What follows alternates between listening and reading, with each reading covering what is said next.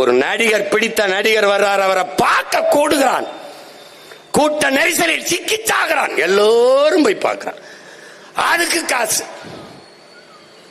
ஆனால் நாட்டு பாதுகாப்பு படையில எல்லையில நின்று போரில் செத்து வாராண்டா ராணுவ வீரன், இங்க வாராண்டா.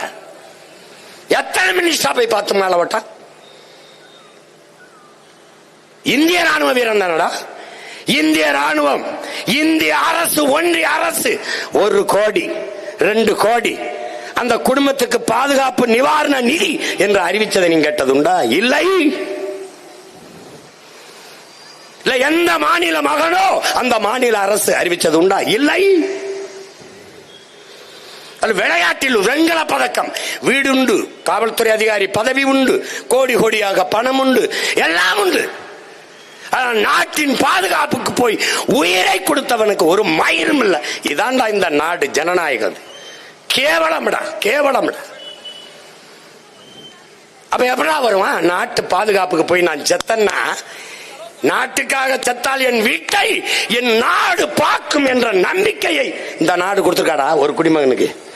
எப்படா அவன் பாதுகாப்பு படையில வச்சிருவான்? பைத்தியக்காரா, பைத்தியக்காரா. கேவலம், கேவலம்.